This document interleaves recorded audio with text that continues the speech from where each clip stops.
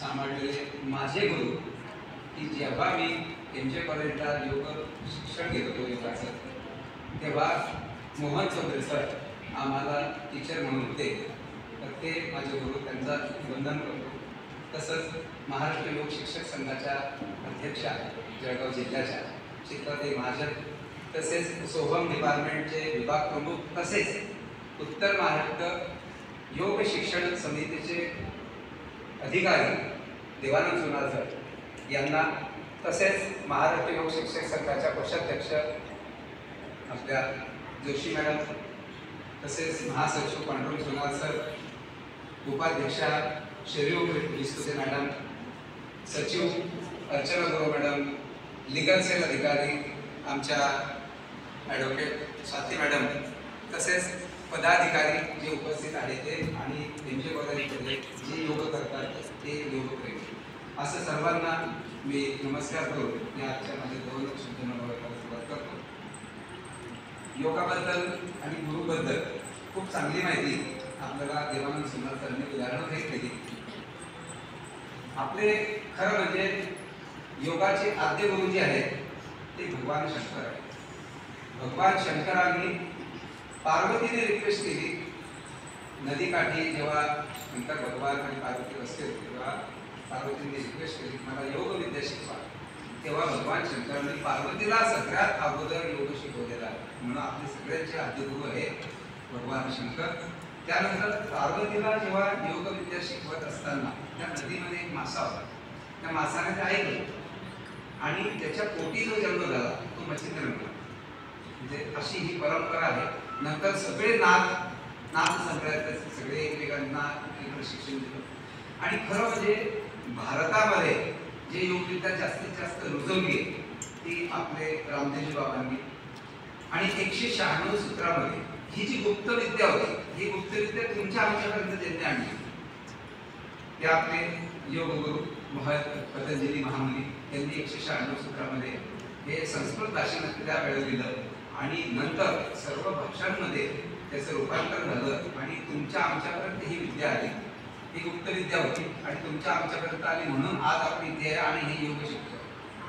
आणि पूर्ण प्रचार आणि प्रसाराचं काम पूर्ण भारतामध्ये खेडोपाड्यामध्ये रामदेवजी बाबांनी केलेलं आहे, विदेशात सुद्धा केलेलं आहे. आणि विशेष म्हणजे आपल्या भारताचे आताचे जे पंतप्रधान आहे माननीय नरेंद्रजी मोदी यांनी हा योग पूर्ण जगापर्यंत पोहोचवला. तर त्यांचं सुद्धा ऋण या योगाच्या प्रती आपण व्यक्त करूया. आणि इंटरनॅशनल योगा डे म्हणून आत्ताच जो सेलिब्रेट झाला तो पूर्ण जगामध्ये 21 जूनला सेलिब्रेट करावा हे मान्य करून सर्व जगाने याला मान्य केलं. अशी ही भारतीय योगविद्या ही आपल्यापर्यंत पोहोचली. आणि मी तर म्हणतो की आपण इथे जे आज उपस्थित आहे या डिपार्टमेंटला 2005ला सुरुवात झाली आणि 2006ला मी योग शिक्षक झालो. तेव्हा आदरणीय मोहन चौधरी सर आम्हाला प्रशिक्षण देत होते, आणि हे एका छोट्या खोलीत सरांनी सांगितलं एका छोट्या खोलीत एक डिपार्टमेंट होतं. मग हळूहळू वाढून जेव्हा देवानंद सोनार इथे विभाग प्रमुख झाले तेव्हा हे याचं स्वरूप मोठं झालं. आणि आज खूप अभिमान वाटतो की ज्या डिपार्टमेंटला आपण योग डिपार्टमेंट शिकत होतो तिथे आपण शिक्षक झालो, ते डिपार्टमेंट पाहून आणि आज मानाचं स्थान की मला व्यासपीठावर बोलवलं, तर खूप खूप खूप धन्यवाद सरांचे की सरने आठवण ठेवली आणि इथे आमंत्रित केलं. हा जो कार्यक्रम आहे हा महाराष्ट्र योग शिक्षक संघ आणि या मुझे महाराष्ट्राचं सोहम योग डिपार्टमेंट हा दोघी मिळून हा कार्यक्रम आपण आयोजित केलेला आहे. सकाळी सगळे टीचर बिझी असतात, कोणीच आलं नसतं, म्हणून आमची चर्चा झाली की हा कार्यक्रम करायचा आणि याच दिवशी करायचा. या दिवशी सरांचं आणि मॅडमचं पूर्ण झालं आणि हा हॉल आपल्याला उपलब्ध करून दिला, म्हणून आपण हा 4:30चा वेळ इथे ठेवलेला आहे. जीवनामध्ये आपण जन्माला येतो तेव्हापासून वेगवेगळे गुरु आपल्याला. सुरुवातीला जन्म झाल्यावर पण माता पिता आपले गुरु असतात. नंतर आपण शाळा शिकायला जातो तिथे शिक्षक आपले गुरु असतात. नंतर महाविद्यालयामध्ये येतो तेव्हा प्राध्यापक आपले गुरु असतात. जे जे आपल्याला चांगलं मार्गदर्शन करतात, जीवनामध्ये आपला मार्ग मोकळा करतात, आपल्याला अंधारातून प्रकाशाकडे नेतात, त्यांना आपण गुरु मानतो. आणि ही अशी भारतीय सनातन पद्धत गुरु परंपरा अजूनही समजते. देवांना सुद्धा गुरु करावे लागलेले. श्रीकृष्णाने सुद्धा गुरु केले, दत्ताने तर 24 गुरु केले, शंकर भगवानने 4 गुरु केले. जेव्हा जेव्हा या पृथ्वी तलावर संकट ओढवतं, अधःपतन होतं, तेव्हा देवाला अवतार घ्यावा लागतो आणि अवतार घेतल्यानंतर मनुष्य रूपामध्ये ते आल्यानंतर त्यांना सुद्धा गुरु करावा लागतो. म्हणून गुरु जीवनामध्ये अतिशय अतिशय आवश्यक आहे. गुरु हा केलाच पाहिजे. गुरु केल्याशिवाय आपल्याला मोक्ष सुद्धा मिळत नाही. सरांनी खूप चांगलं उदाहरण या संदर्भात दिलेलं आहे. तुम्ही खूप भाग्यशाली आहात की तुम्हाला हे जळगाव जिल्ह्यात मोठं महाविद्यालयामध्ये हे योग डिपार्टमेंट आहे आणि त्या माध्यमातून तुम्ही हे योग शिकायला आले.